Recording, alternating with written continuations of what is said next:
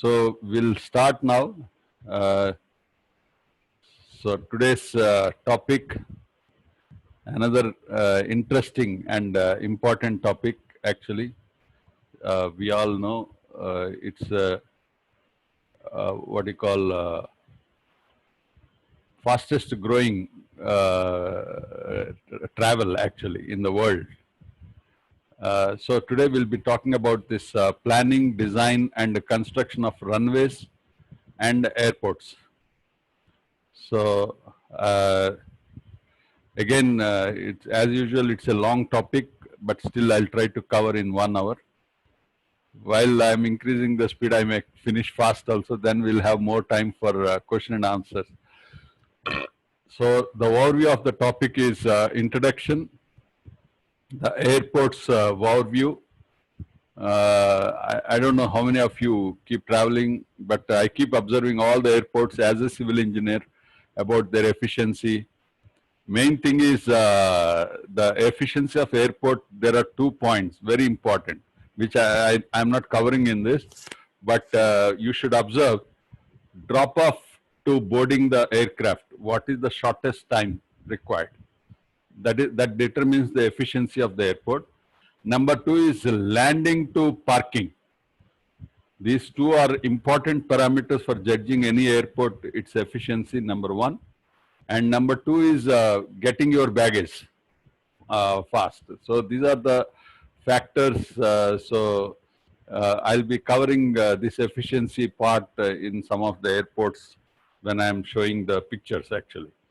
And runway is the most important aspect of any airport. You know, the cost of airport when we work out, the runway takes almost like 50% to 60% of the cost, even more.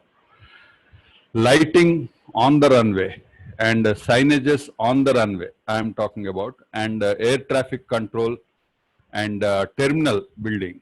The terminal building is the one for our drop off to boarding the aircraft, and runway is the one, runway, taxiway, apron, or dispersal we call. Technical word is dispersal.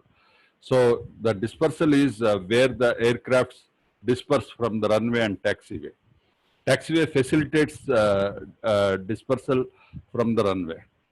And finally, the hangar for the maintenance of the aircrafts and or parking of the aircrafts.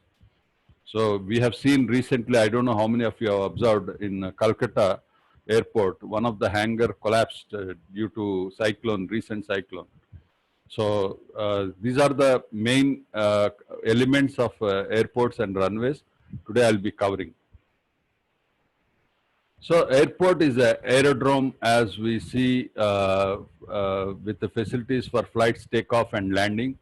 And airports often have facilities to store and maintain aircraft. That is what hangar is for.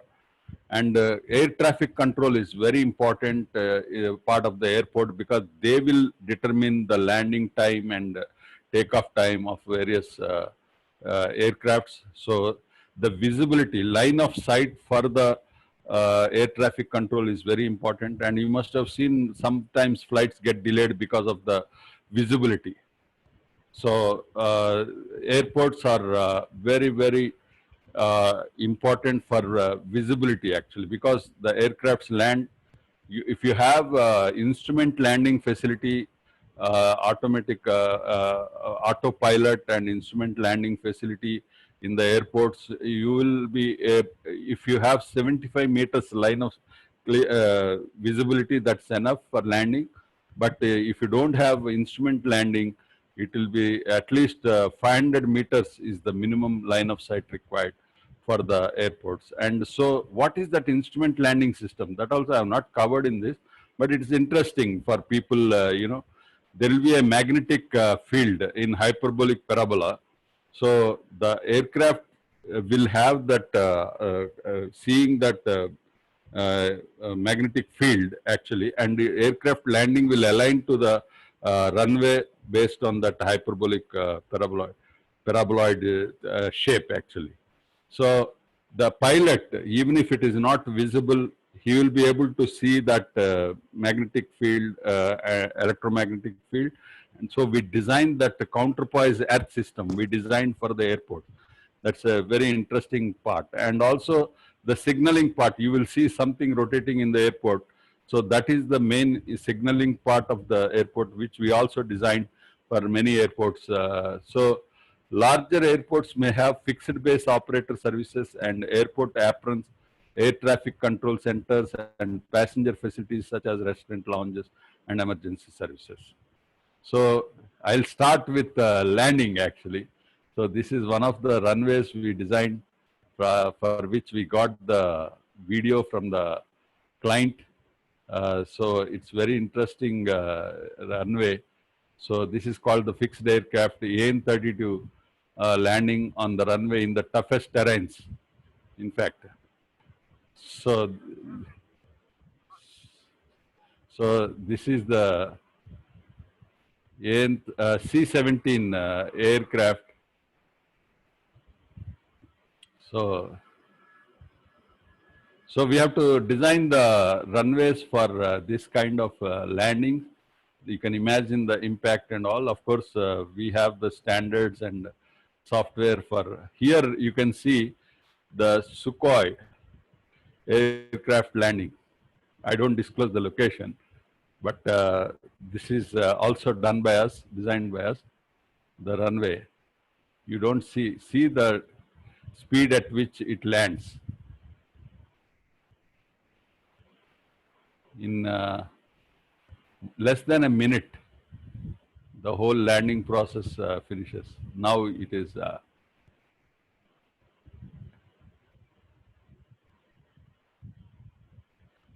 Mach 2, it is called the speed, 2 times the speed of sound, already landed. Here they use the parachute for landing to reduce the speed, you know. So this is the another runway which is also designed by us. So it's very interesting for civil engineers. So now let us cover the elements of the airport. Now, what are all the elements a civil engineer has to? So here we can see runway lighting, basically to guide the aircrafts to know about the airport. And we have the de-icing area in case of snow areas. And this is a pre-threshold area, it is called.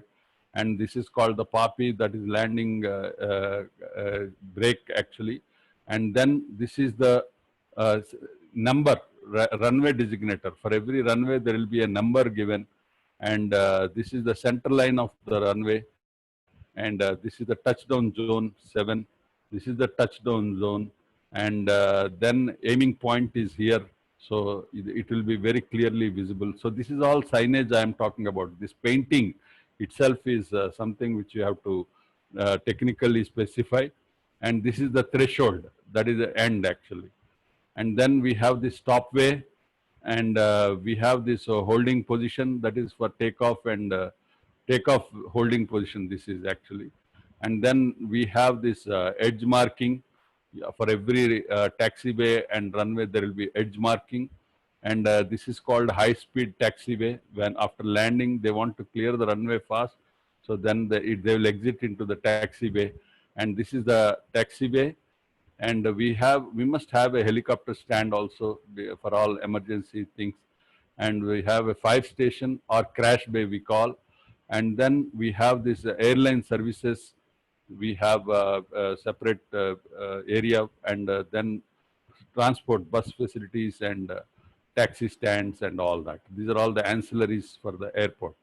So this is a typical airport with the terminal building, and this is the air traffic control. So this is how an airport looks like. And if you have the connectivity with the city's railway station beyond that. So now basically the air transport improves the accessibility to otherwise inaccessible areas. Now we have seen in area of Galwan, for example, Galwan Valley, how difficult it is for the people to reach there. So even if you make the roads, it will take a lot of time to reach that place. So best way is to reach by aircraft. So many border locations of our country, we have to have these, they are called advanced landing grounds, which we had the opportunity to design these advanced landing grounds. And it also provides the continuous connectivity for normal passenger traffic over land and water, and brings in relief during emergency conditions because the time of travel is very less, and saves productive time, and also increases the demand of specialized technical skill for and adds to foreign reserve through tourism. So these are all the advantages of air traffic control. And based on function, we have civil aviation, both international and domestic, and we have military aviation. These are the two types where we have these runways and advanced landing grounds.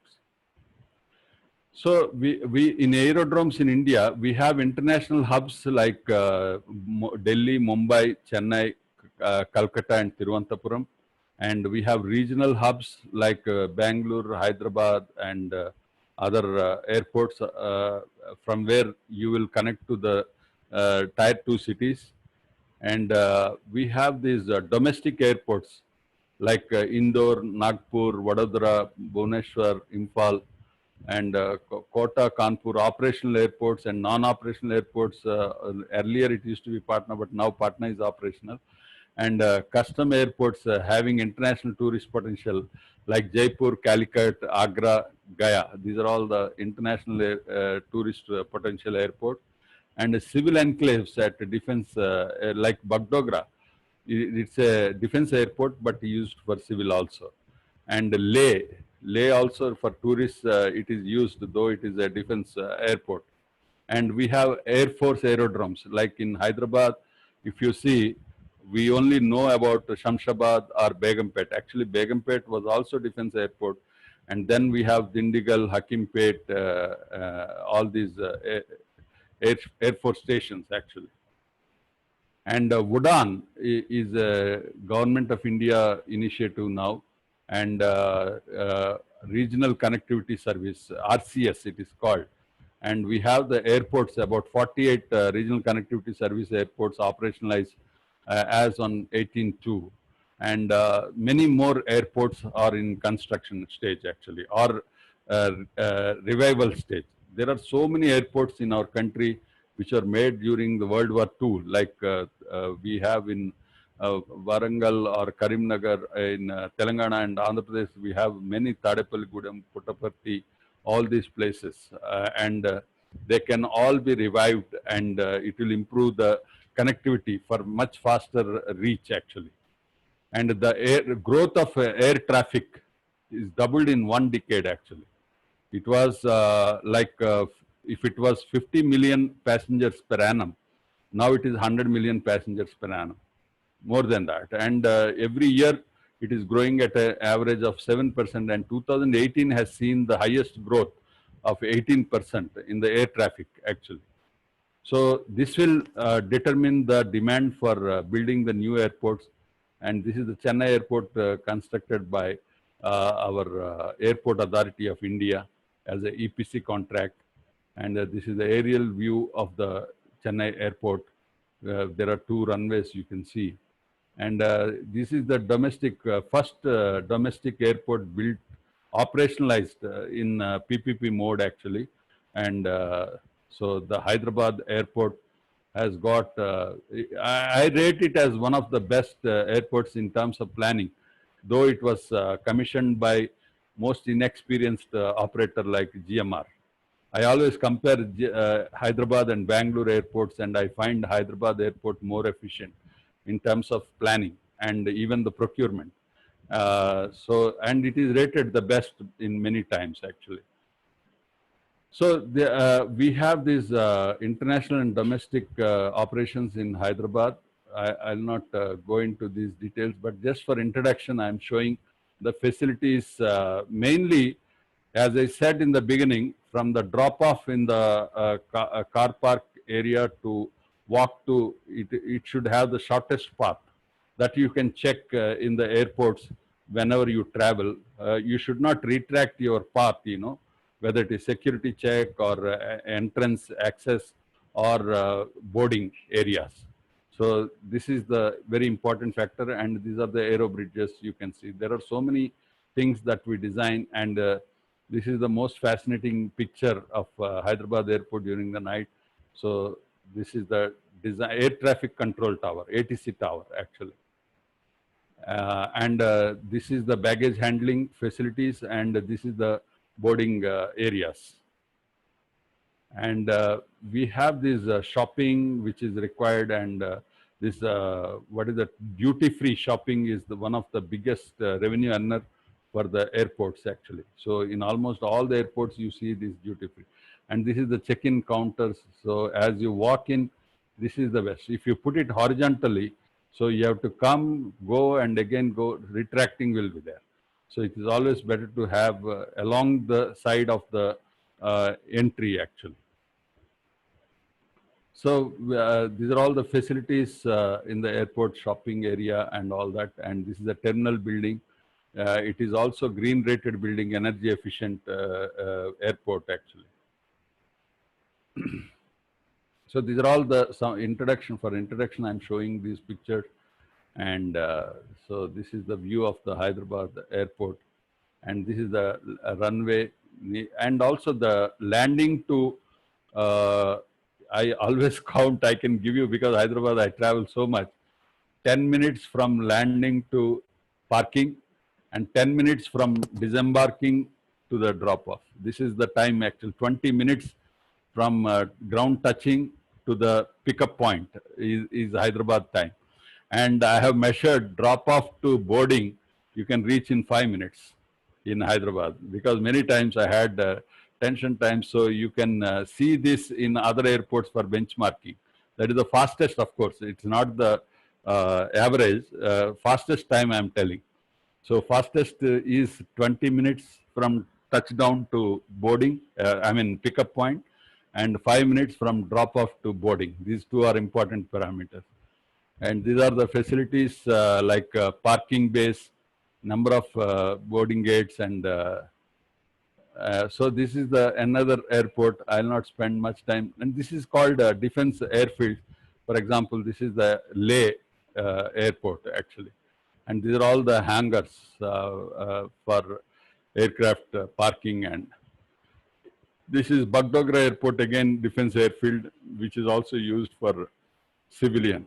If you have to travel to Sikkim, there is no airport in Sikkim. You have to land in Bagdogra and travel by road.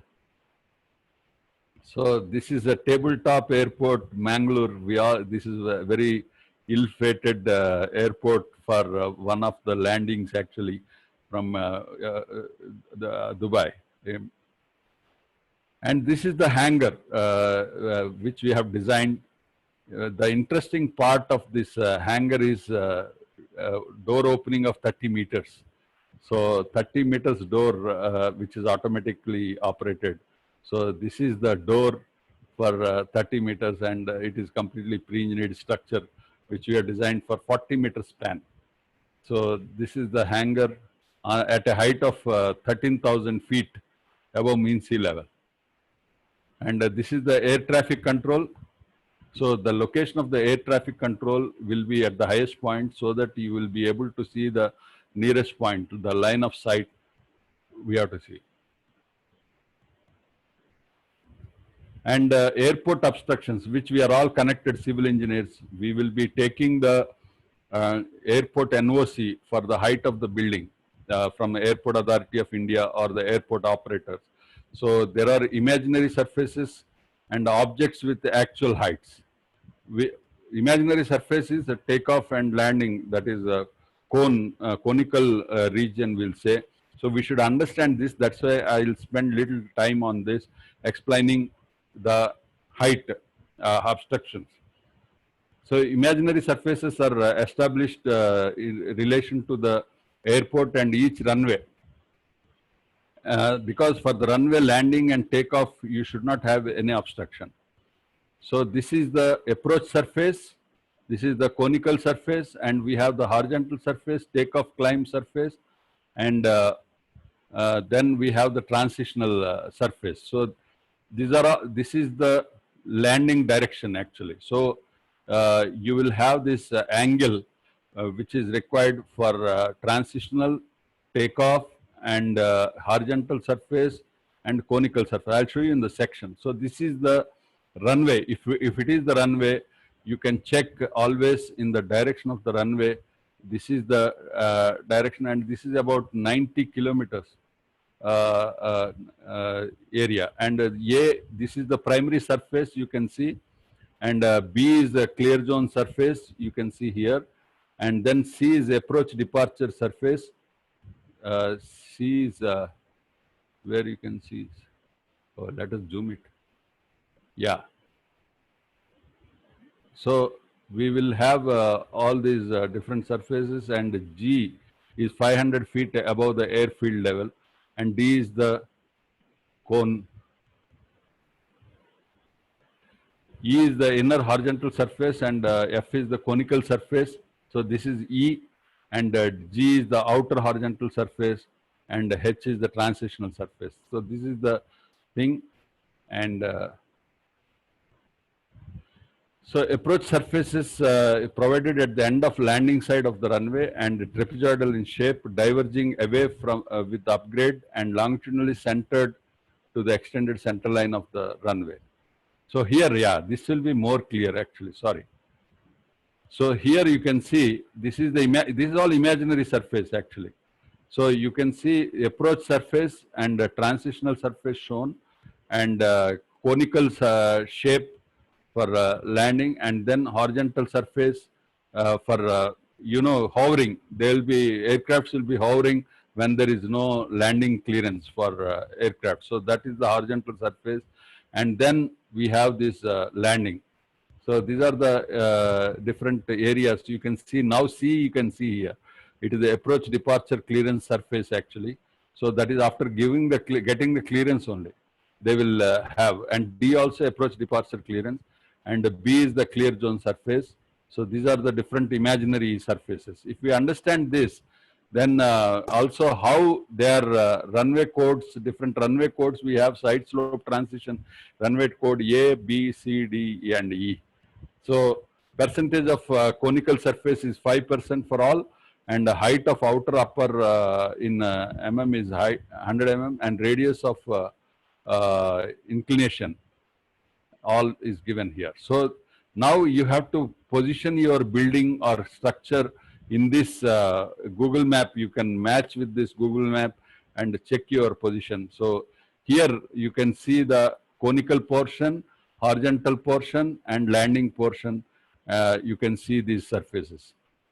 Here this will give you more clear picture of landing and takeoff for the aircraft. And so this is almost 3 kilometers length. So if you have an airport, you have to check up to 3 kilometers your height of building to give the adequate clearance for these airports. So airport obstructions are objects with actual heights. Any object which exceeds certain limiting height above the ground is considered obstruction. And any object with 4.5 kilometers distance from the runway end is considered an obstruction. Actual height is more than 30 meters above the ground or above the level of the approach runway. So any object which is located beyond 4.5 kilometers from the runway end is not considered an obstruction if its height above 30 meters increases by more than 7.5 meters. So objects with actual heights. So any object projects above the minimum approach flight altitude whose height exceeds 150 meters above ground is also considered an obstruction. So now here you can see. So this is the runway, and you can see the strip, and up to 60 meters. That is called the overshooting distance. And then we have to have this slope of non-instrument runway. It is 1 in 40. And small airports, it is 1 in 20, and instrument runway, it is 1 in 50. But it is always safe to design for 1 in 40. So this is the obstruction line given. So there is a map given by Airport Authority of India for every airport maintained by Airport Authority. Otherwise, we have other operators like HAL in Ozar, Nasik, and we have HAL in Bangalore Airport. And we have defense airports, so we have to take the clearance from the if it is a defense airport, from the defense people. So this is the height of the building we are talking about. So this is the conical. Here you can see clearly what are the heights permitted for the distance from runway actually. So we have maximum 30 meters, and beyond 1.5 kilometer, you have 4.5 kilometers. You can have 37.5, 45, like that, 7.5 meters increment. You can do beyond that 4.5 kilometers. But up to 4.5 kilometers, the maximum is 30 meters. But still you have to take the actual MSL of your site and put your building height above the MSL and take the clearance NOC.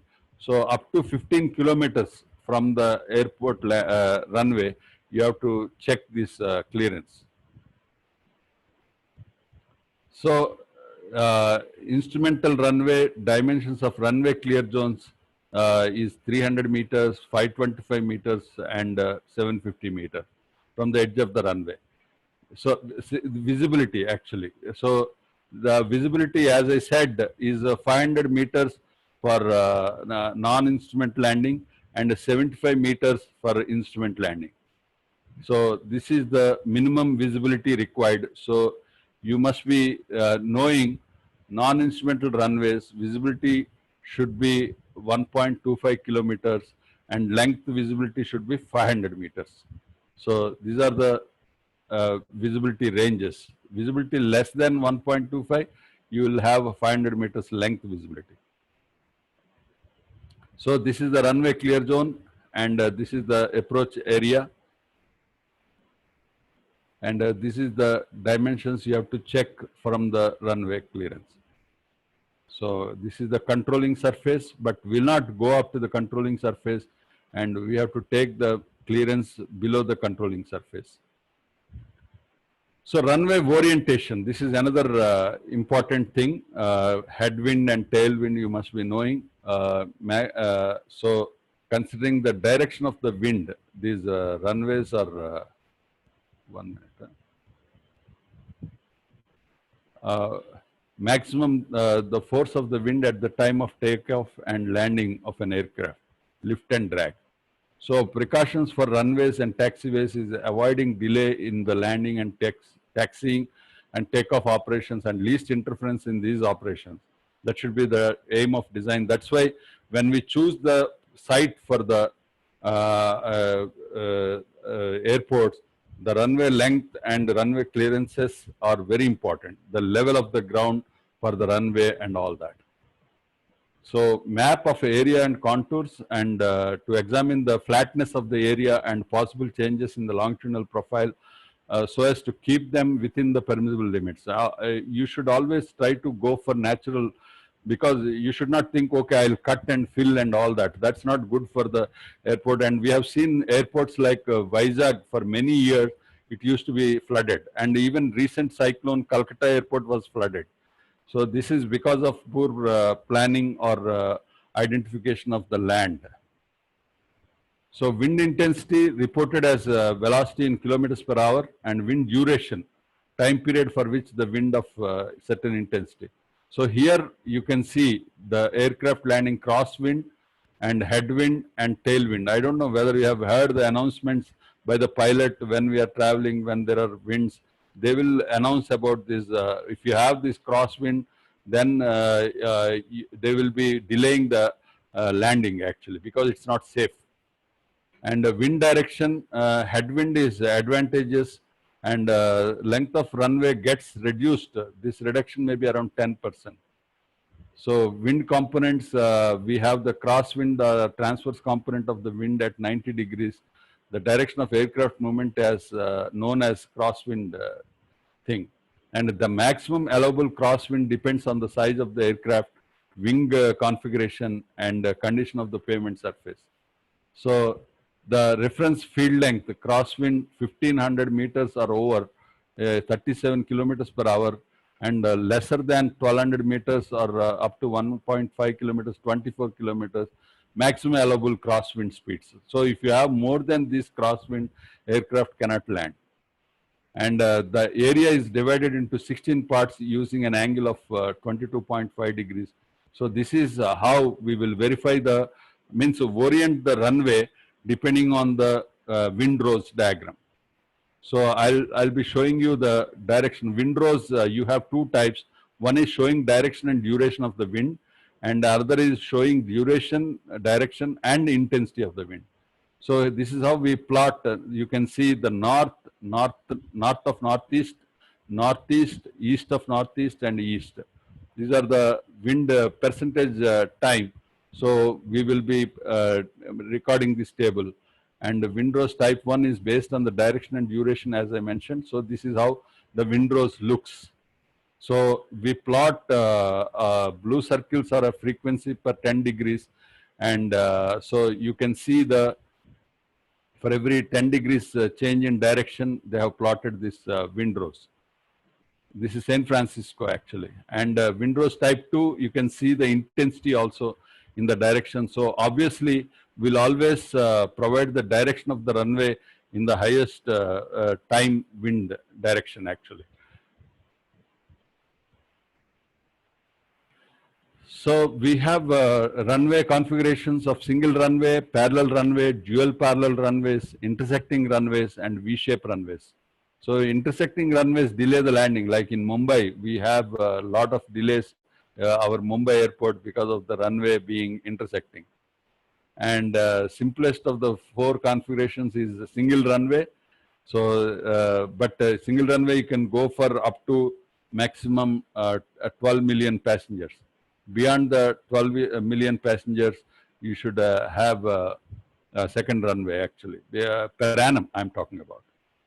So this is the single runway direction, and always single runway is also have taxiway parallel and then dispersal. This is the dispersal. So this is the Google view of that single runway, how it looks. These are all inclined things are all like for dispersal from the main runway to taxiway. And then you will have from taxiway to dispersal directions. So this is the single runway view. And you can see how many times the aircraft has hit the runway. And capacity depends upon number of runways and spacing between them, and number of landings also, like per day landing. There is a norm that if you have more than 40 landings per day, you should have instrument landing. So we have to design the airports with instrument landing if you have more than 40 landings per day. Otherwise, it's not worth economically viable to have instrument landing for less than 40 landings per day. So these are all the various configurations of the runways, close parallel, independent parallel, and you have independent core close parallel with crosswind independent close parallel. So whenever you have unavoidable crosswinds, then you have to have this inclined runway in addition, so that we avoid the crosswinds and avoid the delays for the landing and takeoff of the aircraft. So this is the close parallels, less than 2,500 feet between the runways. And these are parallel runways with in between Sky Harbor. This you see in Kuala Lumpur, the terminal building, and you will be crossing the runway with connecting train. So that should be avoided, but if the land position dictates, we have to design that. So this is the Phoenix Sky Harbor, and these are the different parallel runways, how the takeoffs will be done. For parallel runways, and then parallel runway, Orlando International Airport it is. And these are all the different configurations of the airports you can study. And this is the landing and takeoff positions. Parallelly, you can have landing and takeoff in the parallel. This is how it happens. And here you can see runway configurations, queuing of the aircrafts. And for intermediate parallel runways, so these are all the configurations, different configurations of the intersecting runways. Direction of operations, two intersecting runways you will have, and far threshold. So these are all the Las Vegas International Airport. and McCarran International Airport. This is the view, and this is the intersecting runway, how it looks.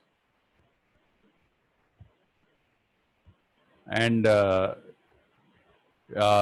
two runways diverging in different directions. So this is the V-shaped runways, and this is the biggest thing. You can see so many parallel runways and intersecting runways. Washington, Dallas.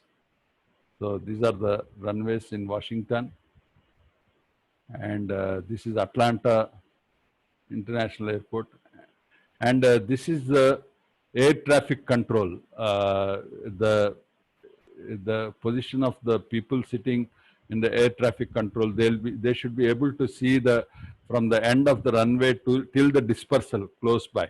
So based on that, we decide the height of this air traffic control. That's why in every airport we see the tower of air traffic control going up to a height of 30 meters, 40 meters also, depending on the line of sight. And this is the drawings done by us for the air traffic control. The challenge in design is this structural steel structure going out, because of the visibility, we should have this shape. That's why you see in all the ATC building, you see this outward projecting structure, conical shape. So that's important. And they should be able to see all round 360 degrees. So that's why we give the glazed window with least obstruction, so that they'll be able to see the aircraft thing.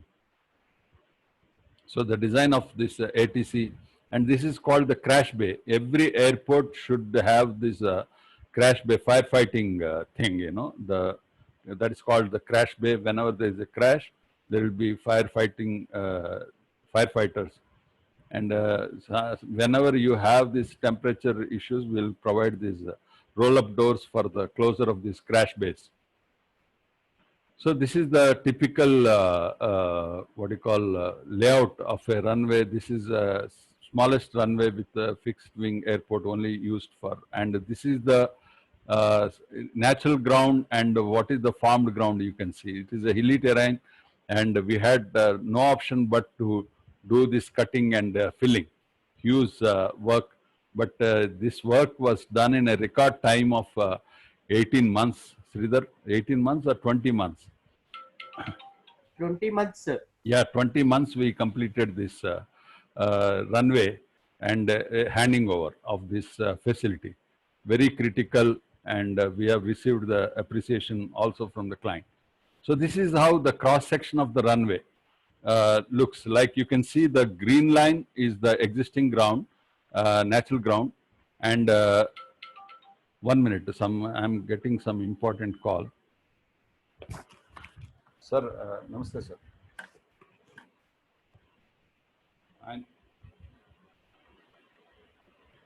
నేను నిన్ననే మాట్లాడాను sir, అది ఈ వీక్లో అయిపోతుంది. మొత్తం చేసేస్తాను,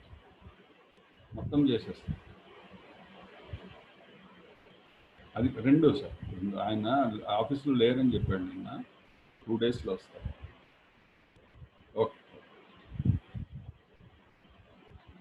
sorry, some important call, SOS. So this is the cross section, and you can see the runway bottom level and crust highest level. So there is a difference. 1100 is the level, and 1099. That means about 600 mm is the crust of this runway. So we have to cut and fill actually. So this is the typical drawing of any runway. Runway widths vary actually. We have 50 meters width and 40 meters width, and the other extension is called the shoulder. So shoulder edge level, runway edge level, and REL is runway edge level, and RTL is runway top level. And shoulders are required. We have to stabilize the shoulders because the aircraft may overshoot out of the main runway. So this is how we have to make the drawings for every 10 meters and estimate the earthwork quantities. here you can see much tougher position.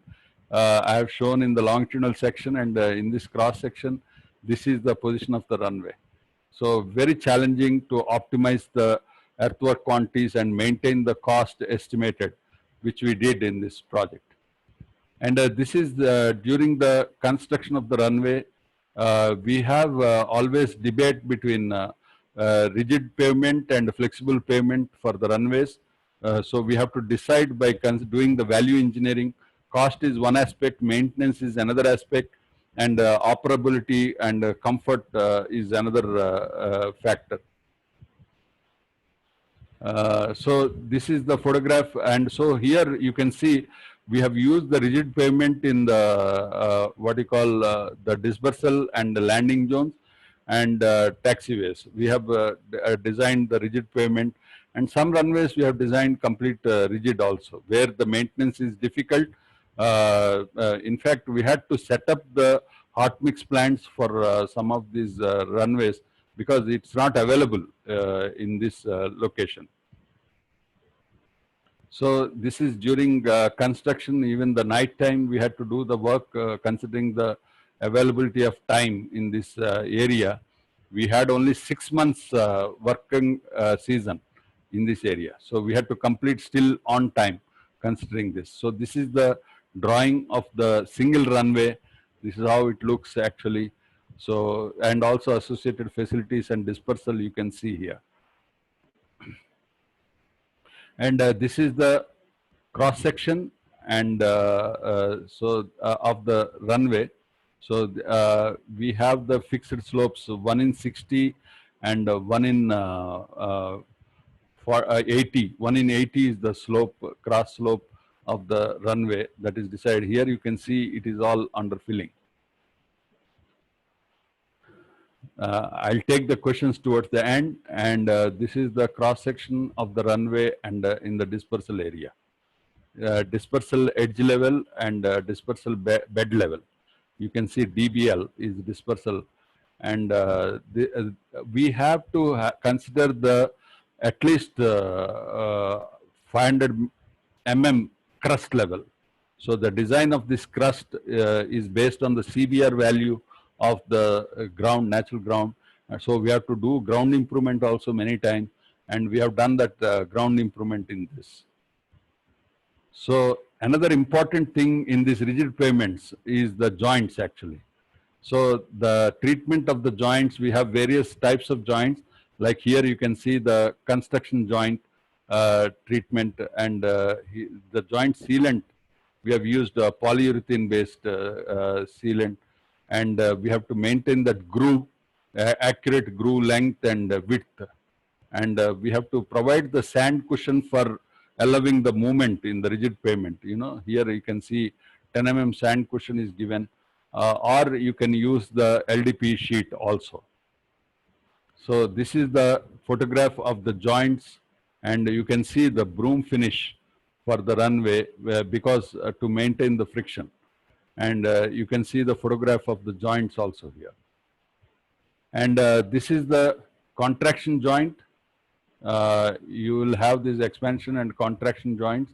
And here the detail is shown, like 6 mm radius or chamfer. Such a fine detail we have to do for these joint treatments actually. And rigid pavements, it is called the pavement quality concrete. It's a high performance concrete. Whether it is the mixed design, and the grade of the concrete used for these rigid pavements is M40. So the tolerance is plus or minus 1 mm here. And backup rod, here you can see expansion joint where we use the backup rod and the joint sealant polyurethane based, and conforming to BS 5212 because there is no equivalent Indian code. And this is the layout of the joints, because in rigid pavements, if we don't provide the joints properly, it's going to crack actually. So this joints, we can see all the joints are dummy joints are there, and the transverse joints are there, and construction joints are there. You know why we provide construction joint for the paver finisher actually. So we have used 11-meter paver, so we give construction joints at 11 meters, but no panel should be more than 20 square meters. That is a constant for any rigid pavement. So we have to provide the transverse and dummy joints. So we have given this layout of these joints in the drawing so clearly. So this is a flexible runway. You can see the finish. You know, the briefing we were given was this Sukhoi, particularly when it lands, you know, even if one stone is left on the runway, the Sukhoi will be out of the, and the cost of Sukhoi, you all know, about 3,000 crores. This will be gone. The turbine will be gone even if there is a, so we have to be very careful in the design and the quality of the finish while handing over. This is rigid pavement on runway end. The previous one I have shown the joint layout was the dispersal, and this is the runway end. And runway we cast along the runway. So you can see the different joints. We have the expansion joint, and we have the construction. Green is the construction joint, and red is the expansion joints. So we have to give very carefully these joint layout. Otherwise, it will crack actually. So the yellow lines are dummy joints and transverse joints.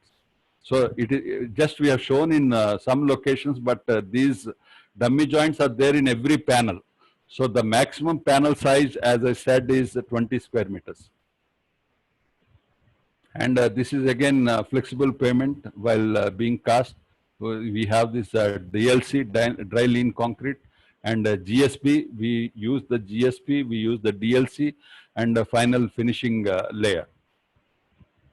So taxiways, apron taxiways, and so here you can see this is the apron taxiway, and so this is the apron for parking of these aircrafts, and geometric design of the taxiway.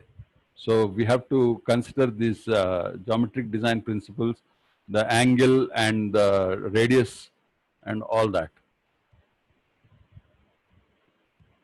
So taxiway width, depending on the type of airport, airport E is the highest, 23 meters is the taxiway.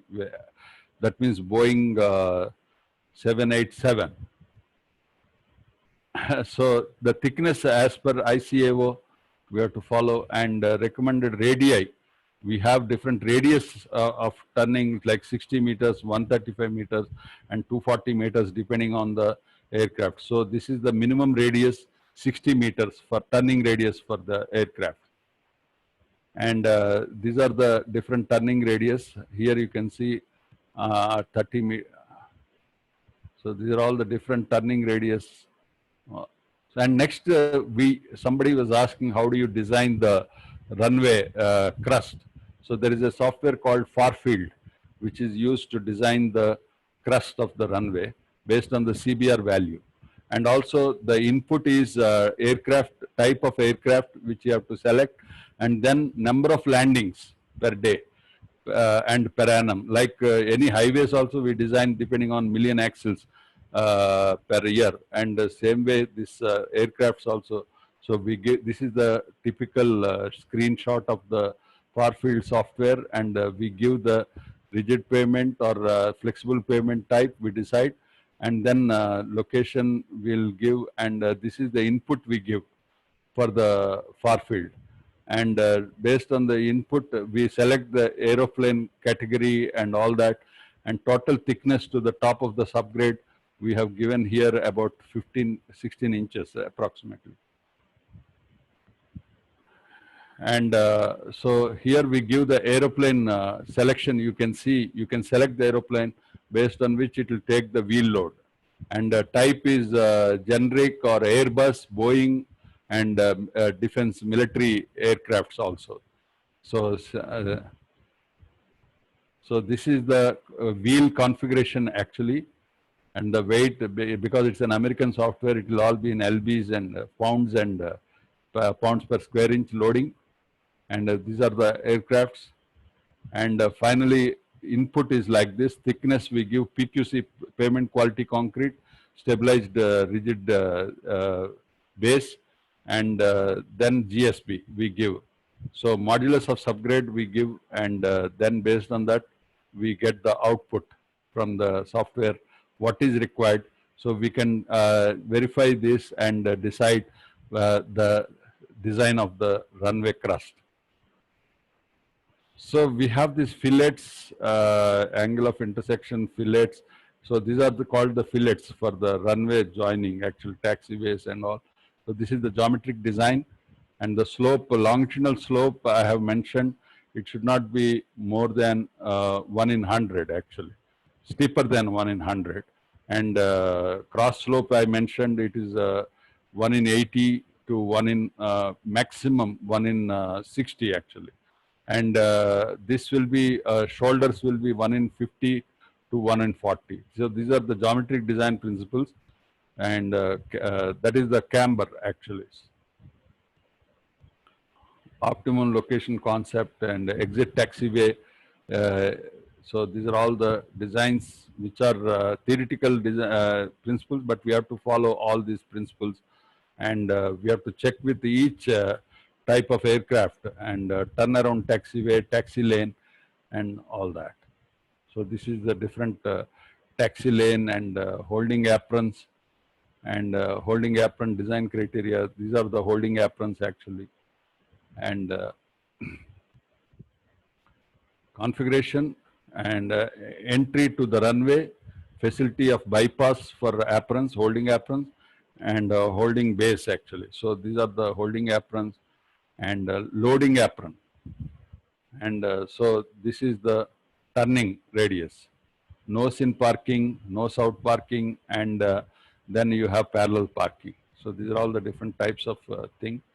And airport system planning we have to do. I mean, I don't know how many of you have studied this airport engineering. At least we had this course on airport engineering. And visual aids, now it's important. I'll run a bit faster.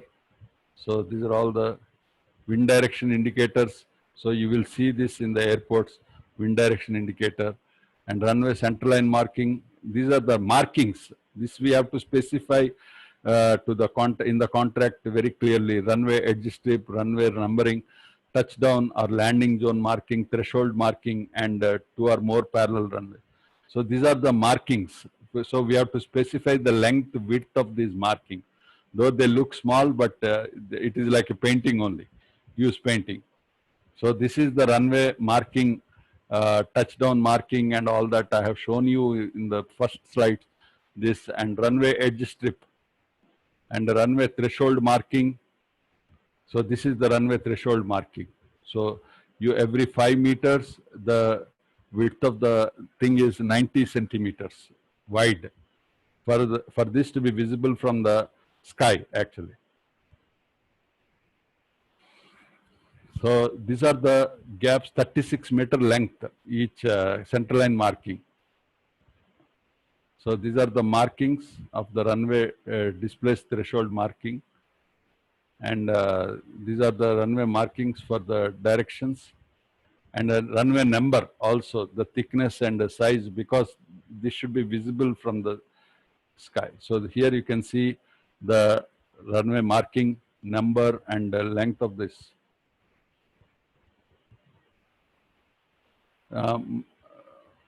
So these are all the markings, and this is the shoulder. You can see the slope of the shoulder and the marking for the shoulder.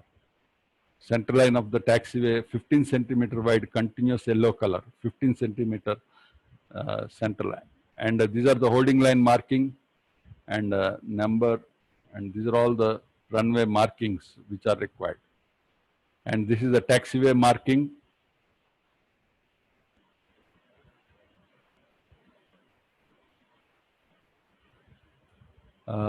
Holding position markings, and so this is the pattern, and closed runway and taxiways.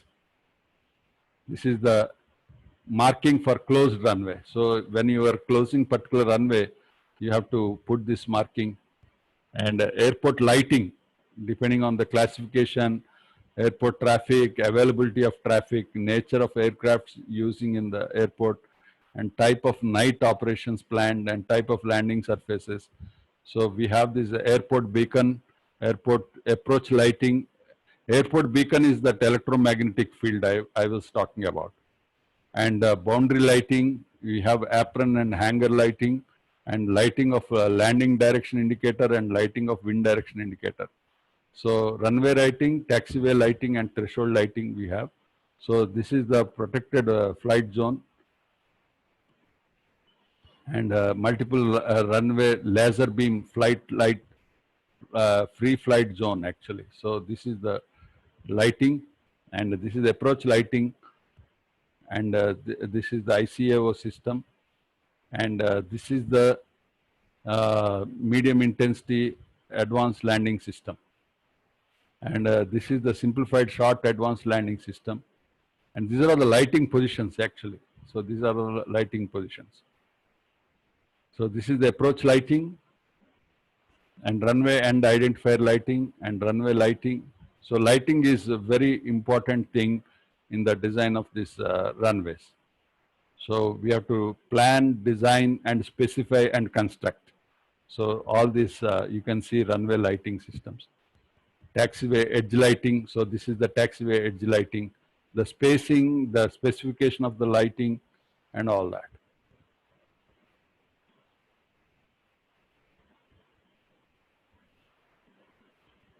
So this is the taxiway lighting, and this is the airport lighting, that is floodlights.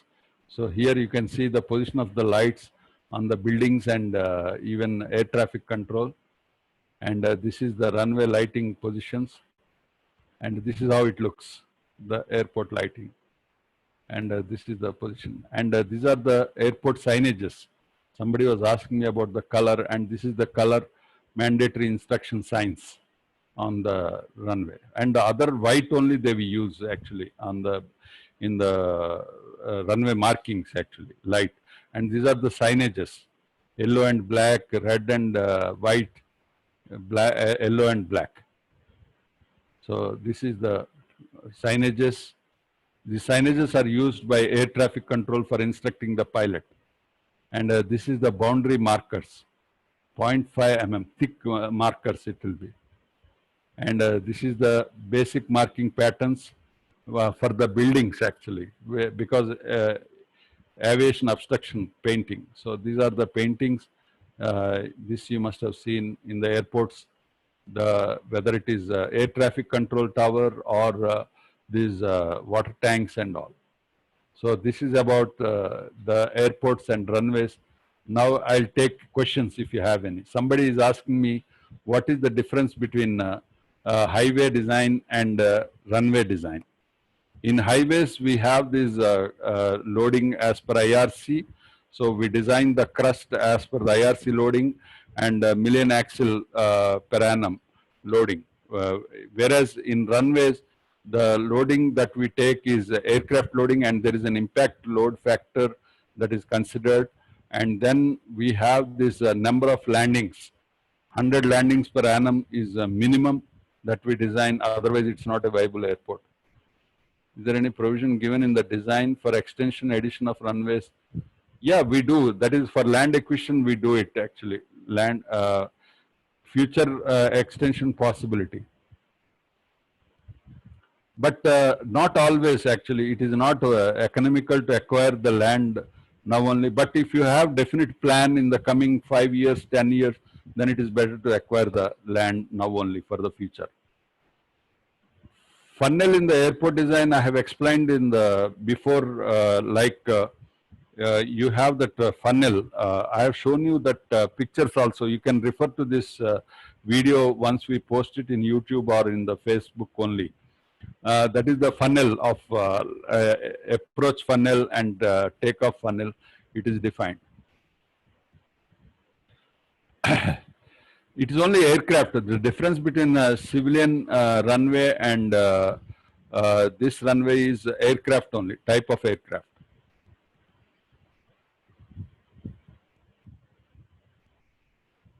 Sriraman sir, good morning. Welcome to you.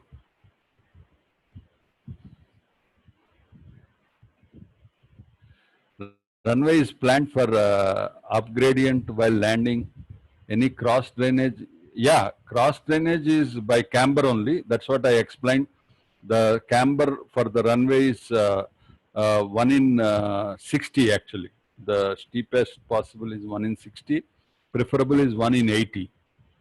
And shoulder, we provide shoulder with 1 in 40 to 1 in 50. And then we have the stormwater drainage. Yeah, runways, we fix the width depending on the type of aircrafts targeted. The runways that we have designed are all 50 meters and 60-meter width. And then you have the minimum 10 meters to 20-meter shoulder widths, actually, beyond the runway.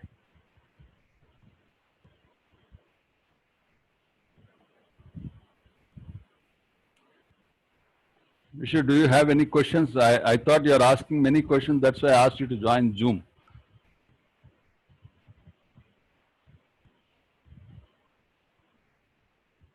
Stop share. Yeah.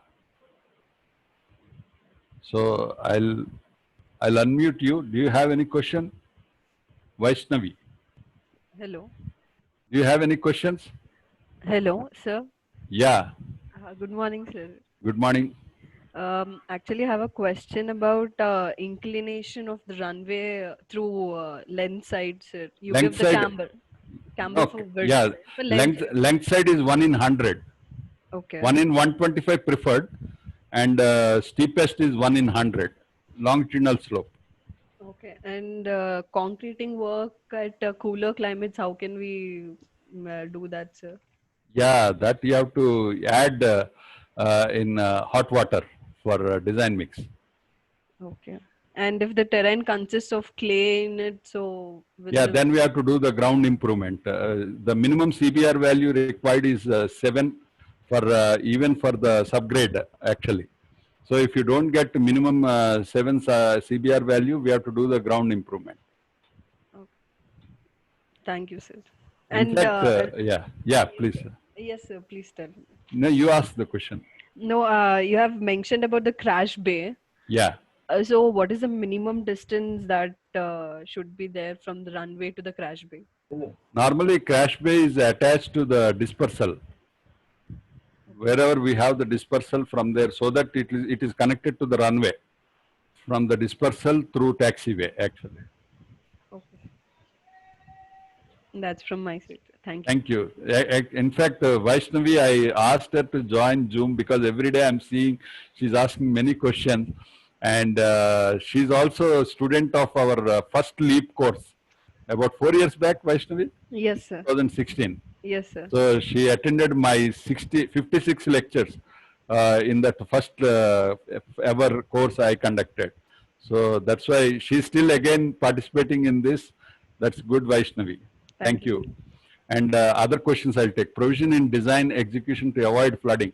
Yeah, we have to consider the main problem in runways is considering the surrounding regions water flow into the thing.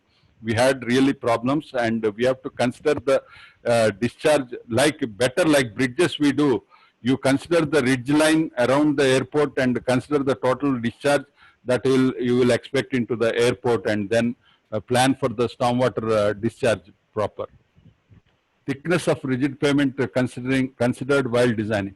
Yeah, we have to consider minimum 200 mm and above, depending on the number of landings and aircraft loading.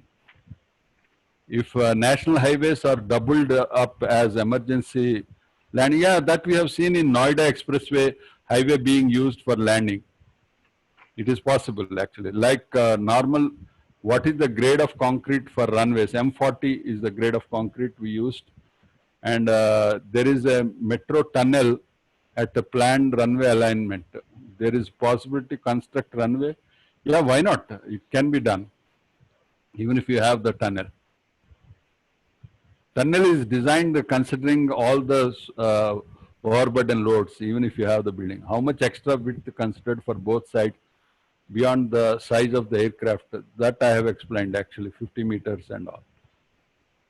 So if there are no more questions, I'll close the Facebook and request Satyavani team to stay back for discussion.